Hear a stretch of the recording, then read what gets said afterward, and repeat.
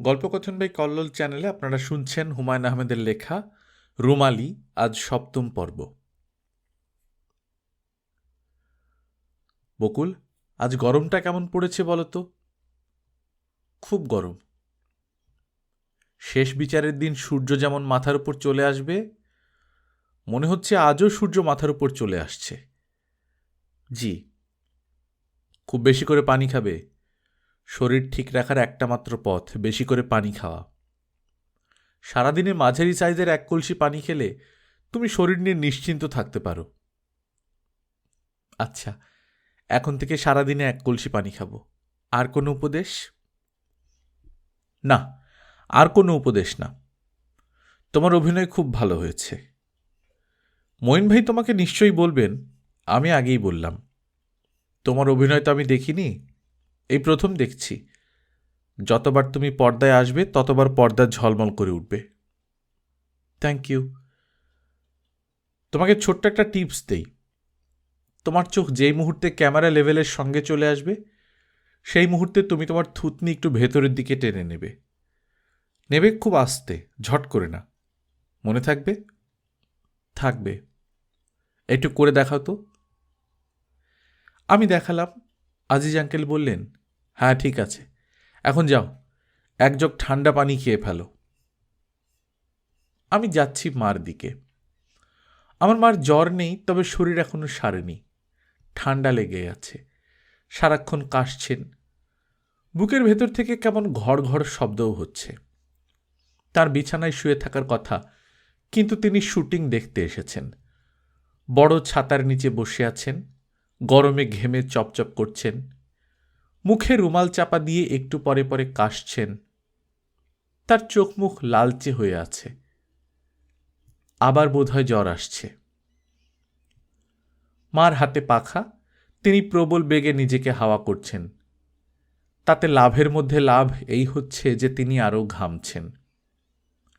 আমি তার পাশে দাঁড়ানো মাত্র মা গলা নিচু করে বললেন, বকু, তুই যখন দৌড়চ্ছিলি তখন তোর শাড়ি উঠে গিয়েছিল। তাই?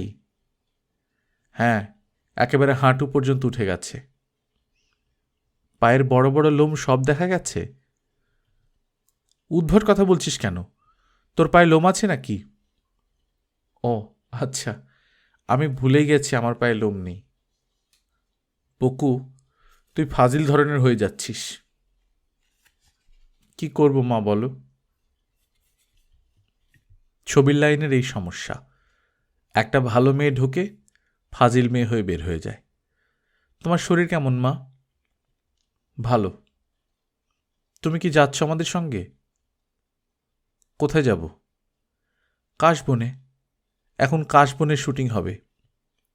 এখান থেকে ৭ কিলোমিটার দূরে। নদীর পার ঘেঁষে হেঁটে হেঁটে যেতে হবে, পারবে? কাশবনের শুটিং তো আজ হবার কথা না? হবে, আজই হবে। কিছুক্ষণের মধ্যে আমরা রওনা হব।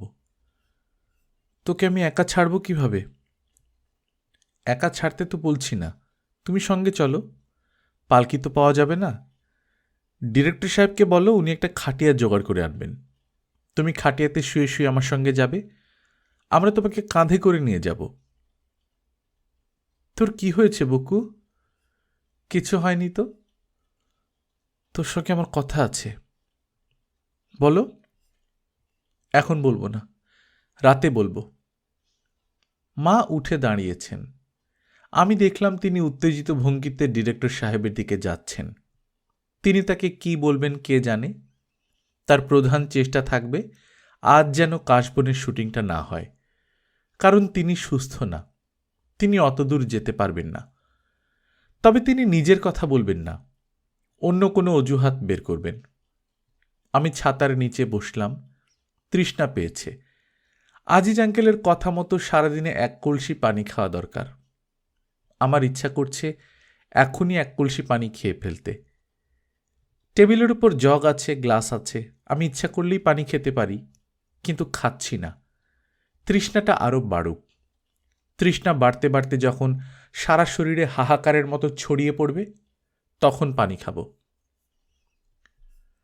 মা ডিরেক্টর সাহেবের কাছে পৌঁছেছেন, কিন্তু কথা বলার সুযোগ পাচ্ছেন না। ডিরেক্টর সাহেব গভীর মনোযোগে চিত্রনাট্যের পাতা উল্টাচ্ছেন। তার পাশে গম্ভীর মুখে ফরহাদ সাহেব দাঁড়িয়ে আছেন। আমার ধারণা ডিরেক্টর সাহেব ফরহাদ সাহেবের সঙ্গে কথা বলতে চাচ্ছেন না বলেই এত মনোযোগ দিয়ে চিত্রনাট্য দেখছেন। এবার ফরহাদ সাহেব কি যেন বলছেন, হাত পা নেড়ে নেড়ে বলছেন। ডিরেক্টর সাহেব একবার শুধু তাকালেন, তারপর আবার চিত্রনাট্য পড়া শুরু করলেন। এখন মনে হচ্ছে মা কিছু বললেন। মা বললেন ফরহাদ সাহেবকে। মার সঙ্গে ফরহাদ সাহেবের কি কথা থাকতে পারে? ফরহাদ সাহেব আবার যেন কি বললেন। এখন মা চলে আসছেন।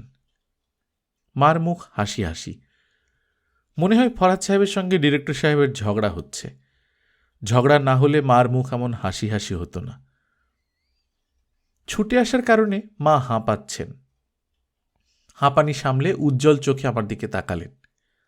পুকু, বলো। ফরহাদ সাহেব অশ্রাব্য গালাগালি করছে।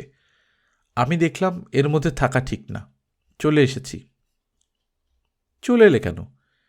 ইন্টারেস্টিং ঝগড়া সবটা শোনা উচিত ছিল। তুই এরকম করে কথা বলছিস কেন? রোদে মাথা এলোমেলো হয়ে গেছে বলে যা মনে আসছে বলছি। মা, তুমি কি যাচ্ছ আমার সঙ্গে? হ্যাঁ। তোকে কি আমি একলা ছাড়ব? ভালো। তুই কি চাস আমি সঙ্গে না যাই? না না, তোমাকে যেতেই হবে। তুমি না গেলে কে দেখবে আমার শাড়ি হাঁটু পর্যন্ত উঠল কি উঠল না? মা তাকিয়ে আছেন, আমিও হাসি মুখে তাকিয়ে আছি। মা কাশতে শুরু করলেন। কাশি কিছুক্ষণের জন্য থামতেই বললাম, কাশি থামিও না তো মা, চালিয়ে যাও। ঝগড়ার ব্যাকগ্রাউন্ড মিউজিক হিসেবে কাশির কোনো তুলনা হয় না। মা কিছু একটা বলতে গেলেন, বলতে পারলেন না। তার কাশি আবারও শুরু হলো। ডিরেক্টর সাহেব এবং ফরহাদ সাহেবের ঝগড়া মনে হয় ভালোই জমেছে। সোহরাব চাচা দৌড়ে যাচ্ছেন। তিনি চোখে ইশারা করলেন। ইউনিটের আরও একজন দৌড়াচ্ছে। তারা বোধহয় ডিরেক্টর সাহেবকে গার্ড দিয়ে রাখবে। ফরহাদ সাহেব একটা ব্যাপার বোধহয় বুঝতে পারছেন না। তিনি এখন বাস করছেন ডিরেক্টর সাহেবের জগতে। এখানে কোনো ১৯-২০ করা যাবে না। ইউনিটের প্রতিটি মানুষ ডিরেক্টর সাহেবের মহাভক্ত। এরা তার জন্য জীবন দিয়ে দিতেও প্রস্তুত। ডিরেক্টর সাহেব যদি একবার বলেন, ফরহাদ নামের এই বেয়াদবটাকে মেরে সোমেশ্বরী নদীতে ফেলে দাও, সঙ্গে সঙ্গে তার হুকুম তামিল হবে। ইউনিটের আরও একজন ছুটে যাচ্ছে। পাপিয়া ম্যাডামকে কোথাও দেখছি না। তিনি আজ শুটিং স্পটে আসেননি। পকু, চল কাছে গিয়ে শুনি কি কথাবার্তা হচ্ছে। তুমি যাও মা, আমার যেতে ইচ্ছা করছে না। তুমি গিয়ে সব মন দিয়ে শোনো, পরে আমাকে রিপোর্ট করবে। এরকম করছিস কেন? আয় না। সব বিষয়ে তোর কৌতূহল তো কম কেন রে? আয় না। আমি নিতান্ত অনিচ্ছার সঙ্গে এগুচ্ছি। অনিচ্ছার প্রধান কারণ হচ্ছে ফরহাদ সাহেবের কুৎসিত গালাগালি শুনে ডিরেক্টর সাহেব যদি কোনো কুৎসিত গালি দিয়ে বসেন, তাহলে আমার খুব খারাপ লাগবে। ভদ্রলোক এখনও অবশ্যই মোটামুটি শান্ত ভঙ্গিতেই দাঁড়িয়ে আছেন। এই শান্ত ভঙ্গি কতক্ষণ থাকবে সেটাই কথা। একসময় হয়তো তার ধৈর্যচ্যুতি হবে। তিনি বস্তির মানুষের মুখের কোনো নোংরা গালি দিয়ে বসবেন। তার মুখে সেই গালি শুনে মা খুব মজা পেতে পারেন, আমি পাব না। এদের দুজনকে ঘিরে এখন অনেকেই দাঁড়িয়ে আছে। প্রথম দিন যে মাওলানার সঙ্গে দেখা হয়েছিল তিনিও আছেন, মেরাজ মাস্টার। এই ভদ্রলোকের আগ্রহই মনে হচ্ছে সবচেয়ে বেশি। তিনি চোখ বড় বড় করে প্রতিটি কথা শুনছেন এবং মনে হয় বিমল আনন্দ পাচ্ছেন। আমরা দুজনে গিয়ে কাছাকাছি দাঁড়ালাম। ফরহাদ সাহেবের রাগে মুখে থুতু চলে এসেছে, ঠোঁটের কোনায় থুতু। তিনি মনে হয় মদ খেয়ে এসেছেন, গন্ধে টেকা যাচ্ছে না। বাইসলামি, আমার সঙ্গে বাইসলামি। সারাদিন মেকআপ দিয়ে বসিয়ে রেখে আরেকজনকে দিয়ে শুটিং করায়। সম্বন্ধীর বাচ্চা, তুমি ভাবো কি? ডিরেক্টর সাহেবের মুখভঙ্গির সামান্যতম পরিবর্তন হয়নি। তিনি পকেট থেকে সিগারেট বের করলেন, নিজে একটা ধরালেন, প্যাকেট এগিয়ে দিয়ে বললেন, ফরহাদ সাহেব নিন, সিগারেট খান। সিগারেট খেয়ে মেজাজ ঠিক করুন। সিগারেট? শালা সিগারেট আমি তোর ইয়ে দিয়ে ঢুকাই দিব। ডিরেক্টর সাহেব একটু মনে হলো বিস্মিত হয়েছেন। তাই নাকি? ফরহাদ সাহেবের রাগ এখন চরমে উঠেছে।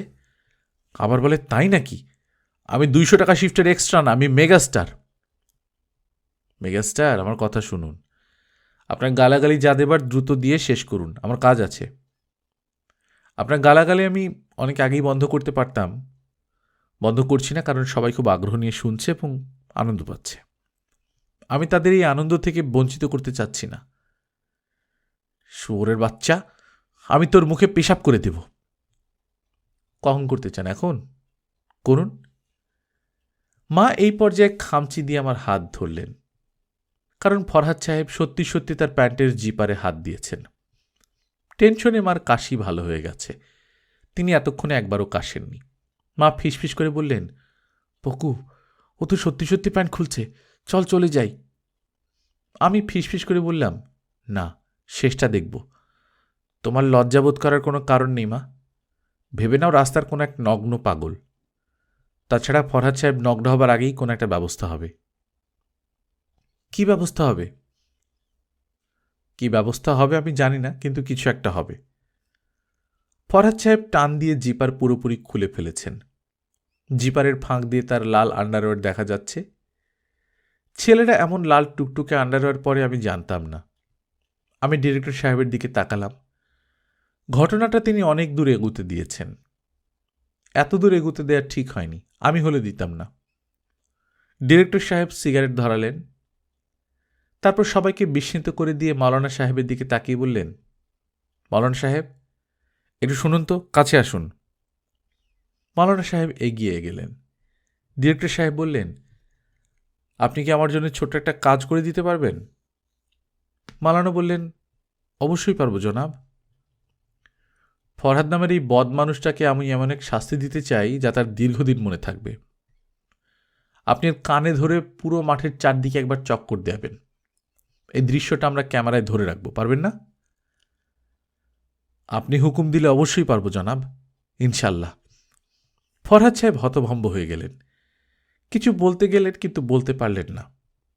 আমি তাকালাম ডিরেক্টর সাহেবের দিকে। তার মুখ হাসি হাসি, চোখ কঠিন হয়ে আছে। এমন কঠিন চোখ সচরাচর দেখা যায় না। মা আমার হাত খামচে ধরে বললেন, কি হবে রে? আমি জবাব দিলাম না। লক্ষ্য করলাম সোহরাব চাচা এগিয়ে এসে ফরহাদ সাহেবের কানে কানে কি যেন বললেন। সঙ্গে সঙ্গে ফরহাদ সাহেবের মুখ পাংশুবর্ণ হয়ে গেল। জোঁকের মুখে নুন পড়ার মতো অবস্থা। এতক্ষণ যে মানুষটা হইচই করছিল, চিৎকার চেঁচামেচি করছিল, সে কুঁকড়ে ছোট হয়ে গেল। বেটে খাটো মেরাজ মাস্টার এগিয়ে যাচ্ছে। সত্যি সত্যি কি এই মানুষটাকে কান ধরে মাঠের চারপাশে চক্কর খাওয়ানো হবে?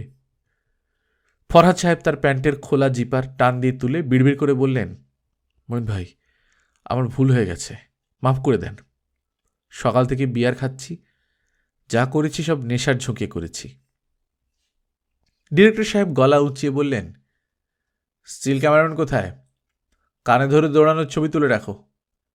ক্যামেরাম্যান কি কাশবনে চলে গেছে? সৌরভ চাচা বললেন, জি স্যার। আর্টিস্ট?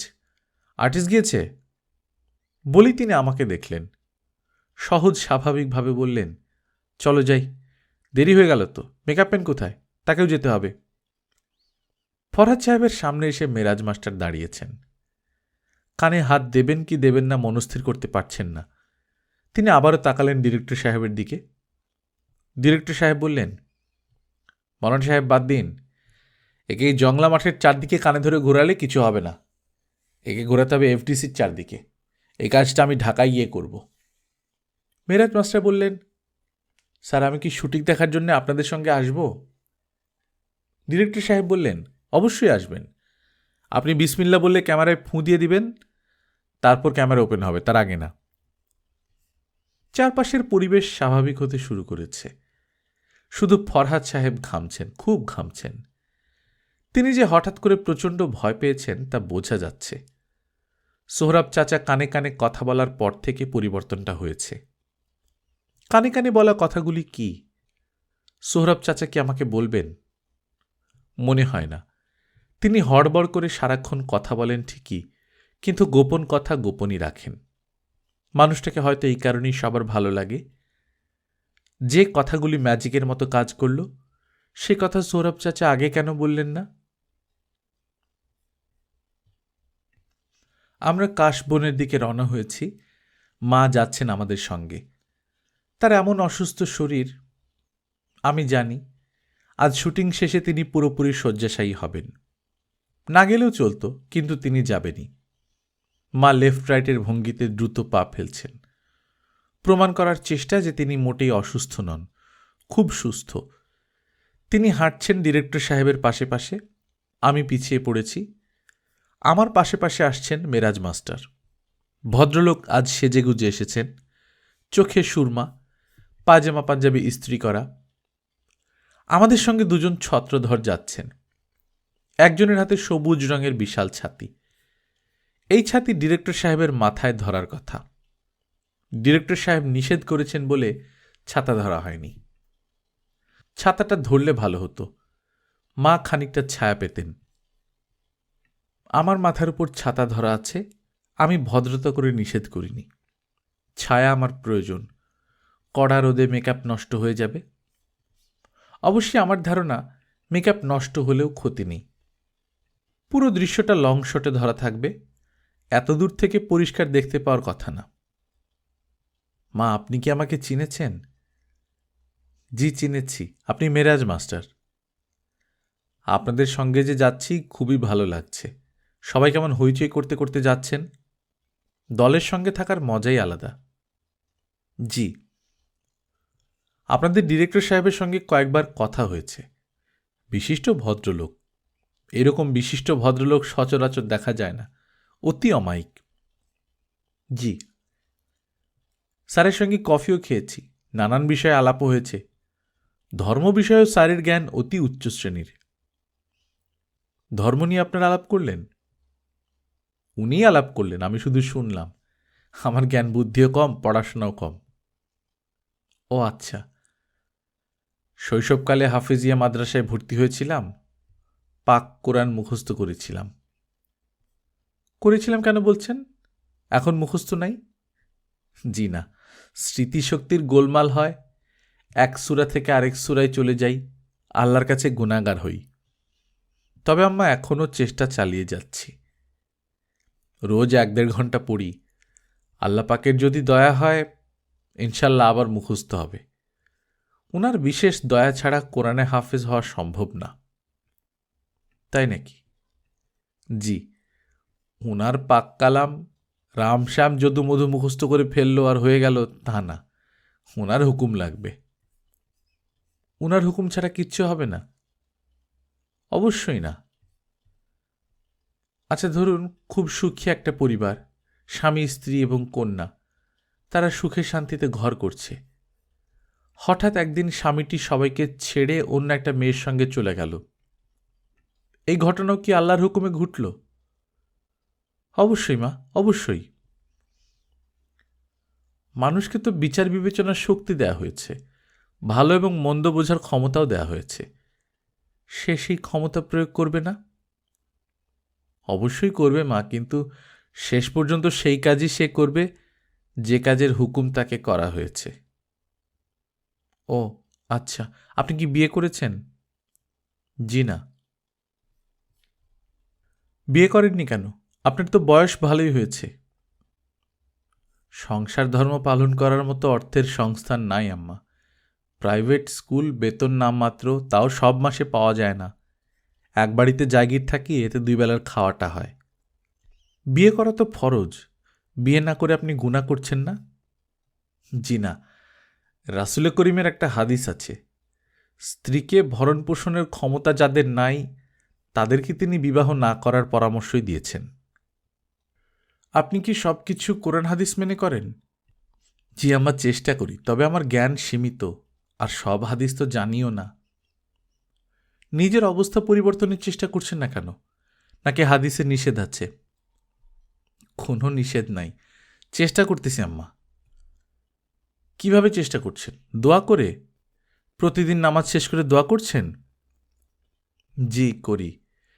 তার উপর লোকজনদেরও বলি আমার একটা চাকরির খোঁজ দিতে। ডিরেক্টর সাহেবকেও বলেছি, উনি বলেছেন দেখবেন। উনি তো আপনাকে ছবির লাইনে একটা কাজ জোগাড় করে দিয়ে দেবেন, নায়িকাদের পোশাকের কন্টিনিউটি ঠিক রাখার কাজ। সে কাজ আপনি করবেন। আল্লাপাক যদি নির্ধারণ করে রাখেন আমাকে তো করতেই হবে। আপনি খুব আল্লাহভক্ত মানুষ। জি আম্মা, তবে ওনাকে ভক্তির চেয়ে ভয় বেশি করি। দোজখের আগুনে আপনাকে পোড়াবেন সেই ভয়? দোজখে শুধু যে আগুন থাকে তা না, খুব ঠান্ডা দোজখও আছে, বড়ই শীতল। সে কি, জানতাম না তো। দোজখের একটা জায়গা আছে, নাম হলো জামহারির, বড়ই শীতল স্থান, মানুষের কল্পনাতেও আসবে না এমন শীতল। তবে সবচেয়ে ভয়ঙ্কর হলো জুব্বুল হুজান। জুব্বুল হুজানটা কি? জুব্বুল হুজানের অর্থ হলো আম্মা বিষাদের ঘাঁটি। এই জায়গাটা জাহান্নাম দোজখের অতি ভয়ঙ্কর স্থান। আমাদের নবী করিম সাল্লাল্লাহু আলাইহি সাল্লাম বলেছেন, জুব্বুল হুজান প্রধান দোজখ, অতি ভয়ঙ্কর সেই স্থান। মাওলানা সাহেবের গা থেকে আতরের গন্ধ আসছে। আতরের গন্ধ সাধারণত তীব্র হয়ে থাকে। গন্ধ নাকে এলেই মৃত মানুষের কথা মনে আসে। মাওলানা সাহেবের আতরের গন্ধ সেরকম না, মিষ্টি গন্ধ। কাশবনের কাছে পৌঁছতে পৌঁছতে দুপুর গড়িয়ে গেল। দুটা লং শট নেওয়া হবে দুদিক থেকে, সময় লাগলো পুরো 2 ঘন্টা। ডিরেক্টর সাহেব একটা বাড়তি শটও নিলেন। ক্যামেরা কাঁধে নিয়ে ক্যামেরাম্যান কাশবনে শুয়ে পড়লেন। কাশফুলের ভেতর দিয়ে আকাশ ধরা হলো। বাতাসে কাশফুল ক্যামেরার লেন্স ঢেকে দিচ্ছে, আবার সরে যাচ্ছে। ডিরেক্টর সাহেব বললেন, এই শটটা ব্যবহার করতে পারবো না, তবু নিয়ে রাখলাম। আকাশে সাদা মেঘ থাকলে ভালো হতো। সাদা কাশফুল থেকে সাদা মেঘ, হোয়াইট টু হোয়াইট। এতদূর হেঁটে এসে মার অবস্থা কাহিল। তিনি একটা গাছে হেলান দিয়ে পা ছড়িয়ে বসে আছেন, একটু পরপর পানি খাচ্ছেন। তার চোখের নিচ কালো হয়ে আছে। সাধারণত রাতে ঘুম না হলে চোখের নিচে কালি পড়ে। মার চোখের নিচে কালি পড়েছে রোদে হেঁটে। আমি তার পাশে গিয়ে বসতেই তিনি বিরক্ত মুখে বললেন, ওই মৌলানার সঙ্গে কি নিয়ে এত গুজগুজ করছিলি? ধর্মতত্ত্ব নিয়ে আলাপ করছিলাম মা, দোজখের শ্রেণী বিভাগ শিখছিলাম, গরম দোজখ, ঠান্ডা দোজখ, এইসব। তোমার তো মনে হচ্ছে অবস্থা কাহিল, ফিরবে কিভাবে? ফিরব কিভাবে মানে? যেভাবে এসেছি সেভাবে ফিরব। তোমার পা ফুলে গেছে মা, ফোলা পা নিয়ে হাঁটতে পারবে না। তোমাকে কোলে করে নিয়ে যেতে হবে। কে তোমাকে কোলে নেবে সেটা হচ্ছে কথা। দেখি তোমার হাতটা, জ্বর এসেছে কিনা দেখি। দূরে থাক, খবরদার আমার গায়ে হাত দিবি না। আমার দৌড় দিয়ে কাশবনে ঢোকার দৃশ্যটা কেমন হয়েছে মা? জানি না কেমন হয়েছে, তুই আমার সঙ্গে কথা বলিস না। আমি মার পাশে বসে আছি, তাকিয়ে আছি কাশবনের দিকে। বাতাসে কাশফুল দুলছে, অদ্ভুত সুন্দর একটি দৃশ্য। ডিরেক্টর সাহেব দূর থেকে হাত ইশারায় ডাকছেন। বুকে ধক করে একটা ঝাঁকুনি লাগল। কাকে তিনি ডাকছেন? আমাকে না তো। আমার হাত পা শক্ত হয়ে গেল। মা বললেন, এ কি কাণ্ড, তুই বসে আছিস কেন? মঈন ভাই তোকে ডাকছেন। ইচ্ছা করছে ঠিক যেভাবে দৌড়ে কাশবনে ঢুকেছি সেভাবেই ছুটে যাই। আশ্চর্য, আমি হাঁটতেও পারছি না। আমি তার কাছে দাঁড়াতেই তিনি বললেন, খুব টায়ার্ড? এসব ক্ষেত্রে বলতে হয়, না টায়ার্ড না, এই বলে মিষ্টি করে হাসতে হয়। আমি তা করলাম না, বললাম, হ্যাঁ টায়ার্ড। তোমার অভিনয় খুব ভালো হচ্ছে। দৌড় দিয়ে কাশবনে ঢুকে যাওয়া, এর মধ্যে অভিনয়ের কি আছে? অনেক কিছু আছে। একজন বড় অভিনেতা কি করেন? ইম্প্রোভাইজেশন করেন। খুব সচেতনভাবে যে করেন তা না, সাবকনশাসলি করেন। তুমি কাশবনে ঢোকার মুখে হঠাৎ থমকে দাঁড়িয়ে গেলে, তারপর পলকের জন্য পেছন ফিরে বনে ঢুকে গেলে। তোমাকে দাঁড়াতেও বলা হয়নি, পেছনে ফিরতেও বলা হয়নি। কাজটা তুমি করলে তোমার মতো, আমার খুব পছন্দ হয়েছে। আমি বিড়বিড় করে কিছু একটা বললাম, থ্যাংক ইউ জাতীয় কিছু, তবে পরিষ্কার শোনা গেল না। ডিরেক্টর সাহেব বললেন, তুমি আগে ভাগে বলনি কি করবে। আমরাও জানতাম না কি করবে, কাজে আগের শট এনজি হয়ে গেল। নতুন করে ক্যামেরা ঠিকঠাক করতে হলো। আগের ক্যামেরা ফিক্সড ছিল, এখন ক্যামেরা তোমাকে অনুসরণ করেছে। আসল যে কথা সেটা মন দিয়ে শোনো। আসল কথা হচ্ছে, তোমার অভিনয় আমার খুব পছন্দ হয়েছে। সেলিম ভাইয়ের অভিনয় কেমন হচ্ছে? ওকে যা বলা হচ্ছে সেটা করতে পারছে। যে কোনো ভালো পরিচালক সেলিমকে দিয়ে কাজ আদায় করে নিতে পারবেন, এর বেশি কিছু না। তুমি যে কোনো পরিচালকের সঙ্গে অভিনয় করতে পারবে, সে পারবে না। একসময় হয়তো শিখে ফেলবেন, তখন পারবেন। না, তাও পারবে না। অভিনয় কলার একটা পর্যায় পর্যন্ত শেখা যায়। মিডিয়কার অভিনেতা হবার জন্য যতটুকু অভিনয় জানতে হয় ততটুকু শেখানো যায়, তার বেশি শেখানো যায় না। আমরা রওনা হব কখন? এখনই রওনা হব, চা করতে বলেছি। চাটা হোক, চা খেয়েই রওনা হব। আমি প্রোডাকশনের কাউকে চা বানাতে দেখলাম না। ইউনিটের সঙ্গে সঙ্গে ছোট্ট আউটডোর কিচেন যায়, এখানে আসেনি। তবে ডিরেক্টর সাহেব যখন চা খাবার ইচ্ছা প্রকাশ করেছেন তখন চা আসবে, আসতেই হবে। আমি মায়ের দিকে তাকালাম। তিনি দূর থেকে এক দৃষ্টিতে আমাদের দিকে তাকিয়ে আছেন। আমাদের মধ্যে কি কথাবার্তা হচ্ছে তা জানার জন্য তিনি কৌতূহলে ছটফট করছেন। মায়ের পাশে মেরাজ মাস্টার, তিনিও নিজ মনে কথা বলে যাচ্ছেন। হয়তো দোজক কত প্রকার কি কি তা বোঝাচ্ছেন। চা চলে এসেছে, সুন্দর দুটো কাপে চা। টি ব্যাগের সুতা বের হয়ে এসেছে। কিচেন সঙ্গে না এলেও চায়ের সরঞ্জাম এসেছে। গ্রামের কোনো বাড়ি থেকে গরম পানি এনে চা করা হয়েছে। ডিরেক্টর সাহেব বললেন, বকুল, এখন তোমাকে একটা জরুরি কথা বলবো, খুব জরুরি। কি বলবো মন দিয়ে শুনবে, কিন্তু মন খারাপ করবে না। মন খারাপ করার মতো কোনো কথা না, মন খারাপ করার মতো কোনো কথা না। তারপরেও মন খারাপ হতে পারে। তুমি ভয় পাচ্ছ কেন? ভয় পাচ্ছি না তো। পাচ্ছ, তোমার হাত কাঁপছে। সরি। আশ্চর্য ব্যাপার, তুমি কি আমাকে ভয় পাও? জি পাই। কেন? জানি না কেন। আমি কখনো উঁচু গলায় কাউকে ধমক দিয়েছি বলে তো মনে পড়ে না। সেই জন্যই হয়তো ভয় পাই। আপনার উঁচু গলা একবার শুনে ফেললে ভয় ভেঙে যেত, তা ভাঙেনি। তুমি স্বাভাবিক হও তো। এখনো তোমার হাত কাঁপছে। আমি কখনো তোমাকে এমন কিছু বলবো না যেটা শুনে তোমার ভয়ে আত্মা উড়ে যাবে। কি বলতে চাচ্ছিলেন বলুন। না থাক, বাদ দাও। বাদ দিতে পারবেন না, আপনি বলুন। আপনাকে বলতেই হবে।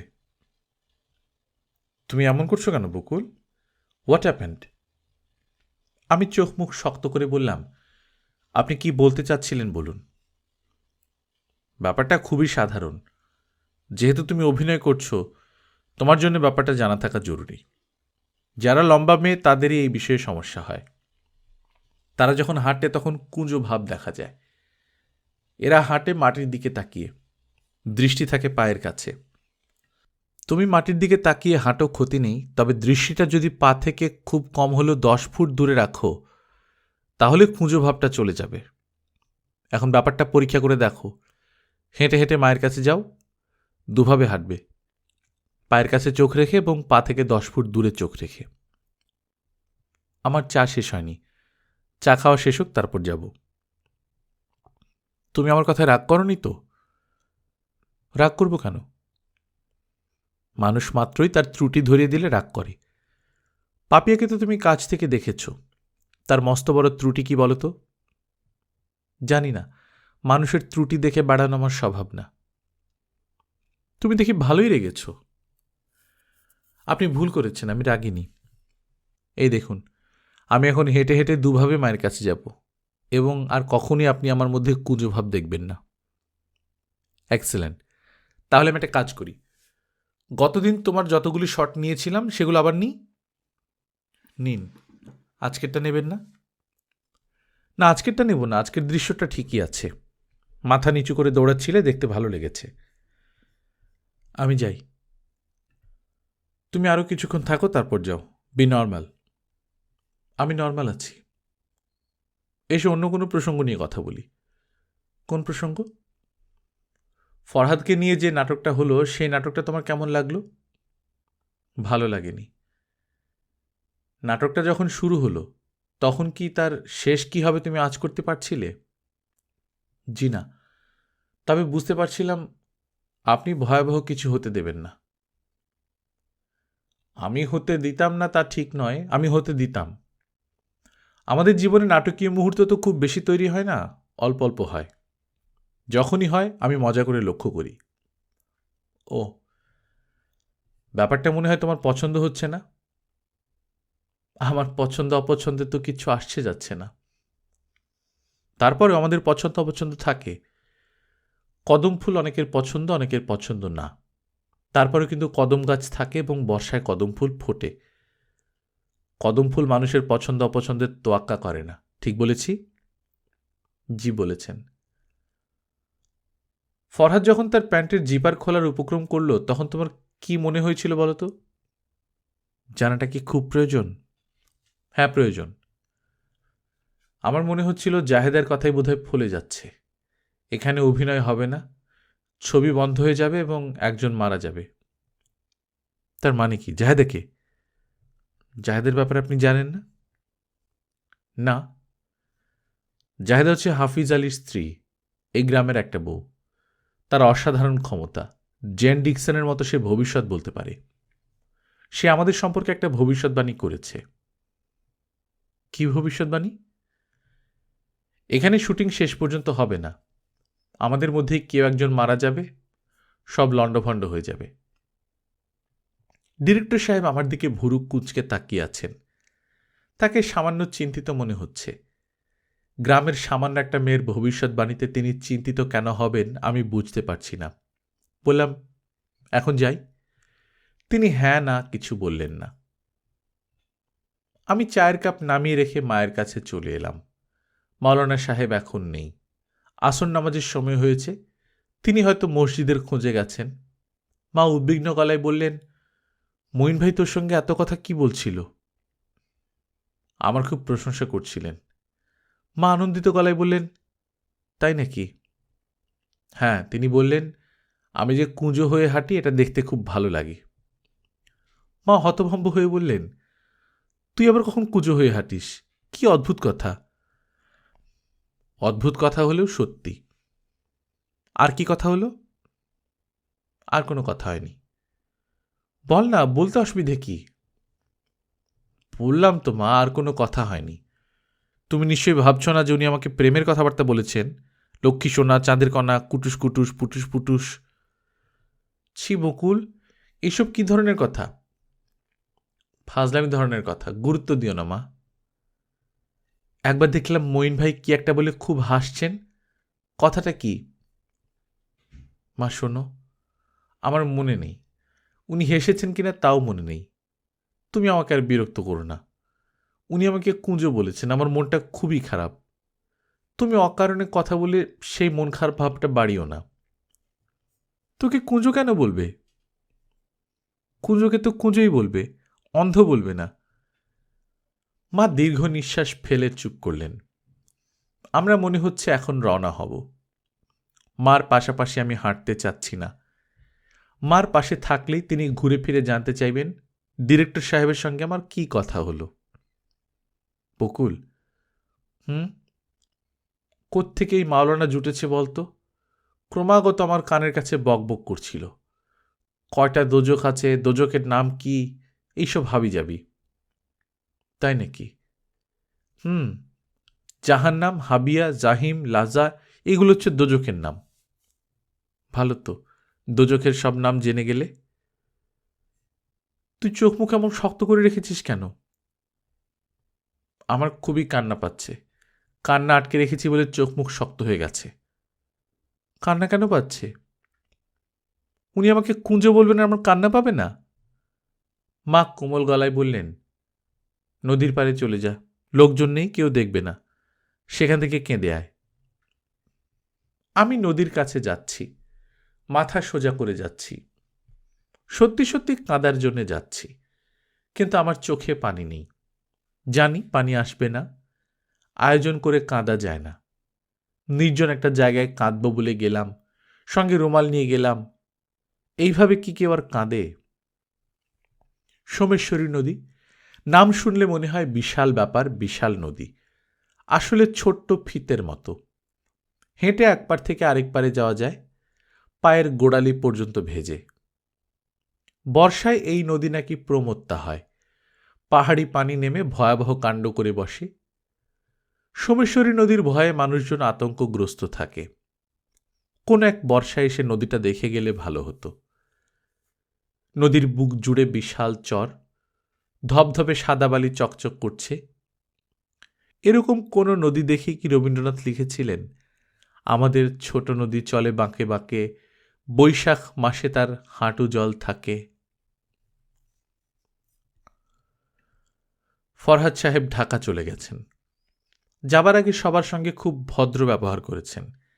নিজের কাজকর্মের জন্য ক্ষমা চেয়েছেন। সেলিম ভাইকে বইয়ের ভাষায় কাঁপা কাঁপা গলায় বলেছেন, ছবির ভুবনে তোমার আগমন সুন্দর হোক, শুভ হোক। এখানেই শেষ না, সেলিম ভাইকে পাশে নিয়ে ছবি তুলেছেন। ছবি তোলার সময় বাঁ হাত তুলে দিয়েছেন সেলিম ভাইয়ের কাঁধে। সেলিম ভাই বেচারার বিব্রত মুখ ছিল দেখার মতো। ইউনিটের গাড়ি তাকে ঢাকা পৌঁছে দেবার জন্য যাচ্ছিল, তিনি তা নিলেন না। অত্যন্ত বিনয়ের সঙ্গে বললেন, এখানে কত কাজ, শুধু শুধু একটা গাড়ি আমি ঢাকা নিয়ে যাব কেন? বাসে উঠে চলে যাব, জনগণের সঙ্গে মেশাও হবে। মেশা তো হয় না। রাজনৈতিক নেতারা যেমন গণবিচ্ছিন্ন হয়ে পড়েন, আমরা ছবির জগতের মানুষরাও তেমনি গণবিচ্ছিন্ন হয়ে পড়ি। এটা ঠিক না। আমি ঠিক করেছি, যখনই সুযোগ পাব তখনই জনগণের সঙ্গে মেশার চেষ্টা করব। ফরহাদ সাহেব জনগণের সঙ্গে মেশার তেমন সুযোগ পেলেন না। সোহরাব চাচা ভাড়া করা মাইক্রোবাস এনে ফরহাদ সাহেবের কানে কানে কি যেন বললেন। ফরহাদ সাহেব হাসি মুখে মাইক্রোবাসে উঠে বসলেন। জনতার সঙ্গে মিশে যাবার কথা আর তার মনে রইল না। সোহরাব চাচা কি বলেন, যেমন মন্ত্রের মতো কাজ করে, জোঁকের মুখে লবণ পড়ার অবস্থা হয়। আমি সোহরাব চাচাকে জিজ্ঞেস করলাম। তিনি বললেন, মা শোনো, মানুষও জোঁকের মতোই, তাদেরও লবণ আছে। এক একজনের জন্য এক এক রকমের লবণ।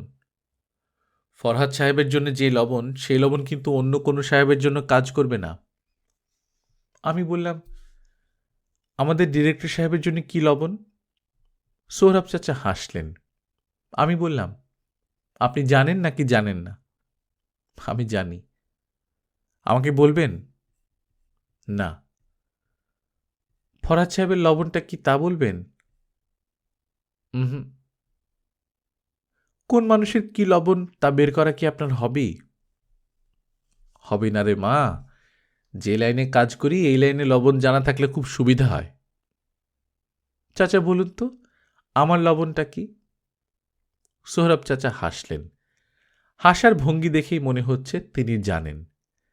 আমি বিস্মিত হলাম। আমারও যে লবণ আছে তা আমি জানতাম না। সোহরাব চাচা কি আসলেই জানেন? আমাদের শুটিং আপাতত বন্ধ, ফিল্মের ভাষায় প্যাক আপ হয়ে গেছে। কখন বা কবে শুরু হবে কেউ বলতে পারছেন না। পাপিয়া ম্যাডাম হুট করে ঢাকা চলে গেছেন। তার মেয়ের সিঁড়ি দিয়ে ওঠার সময় পা পিছলে পড়ে দাঁত ভেঙে ফেলেছে। খবরটা যখন এলো তখন তার শট নেওয়া হচ্ছে। আমি, পাপিয়া ম্যাডাম এবং মিজান সাহেব। দৃশ্যটা এরকম, ডাকবাংলোর বাইরে আমরা তিনজন ফোল্ডিং চেয়ারে বসে আছি। দূরে গাঢ় পাহাড় দেখা যাচ্ছে। আমার হাতে একটা পিরিচ, পিরিচে আচার। আমি আচার খেতে খেতে জামিল ভাইয়ের কথা শুনছি। আমার হাতে আচার থাকায় খুব সমস্যা হচ্ছে। কন্টিনিউটির সমস্যা। কখন মুখে আচার থাকবে, কখন হাতের আঙ্গুলে লক্ষ্য রাখতে হচ্ছে। জামিল ভাই ভূতের গল্প করছেন। মূল চিত্রনাট্যে দৃশ্যটি রাতের, কিন্তু এখন করা হচ্ছে সন্ধ্যায়। সন্ধ্যায় দূরের গাঢ় পাহাড় আবছা হলেও দেখা যায়। জামিল ভাই হাত টাত নেড়ে খুব মজা করে গল্প করছেন। আমি চোখ বড় বড় করে শুনছি। গল্পের খুব সিরিয়াস অবস্থায় হঠাৎ নিশাতাপা পাপিয়া ম্যাডাম উঠে দাঁড়াবেন এবং কাউকে কিছু না বলে ডাক বাংলোয় চলে যাবেন। জামিল ভাই বিস্মিত হয়ে বলবেন, দিলু, ও এমন হুট করে চলে গেল কেন? আমি বলবো, মনে হয় গল্প শুনে ভয় পেয়েছে। জামিল ভাই, আপনি বলতে থাকুন, আমি শুনছি।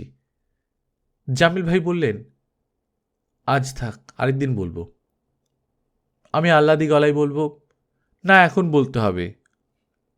জামিল ভাই মোটামুটি রুক্ষ গলায় বলবেন, বিরক্ত করো না তো, বলেই তিনি উঠে চলে যাবেন। জামিল ভাইয়ের কঠিন আচরণে আমার চোখে পানি চলে আসবে। দৃশ্যটা শেষ হবে চোখের জলে। পাপিয়া ম্যাডামের মেয়ের দাঁত ভাঙার খবরটা দৃশ্যের শুরুতে এলো।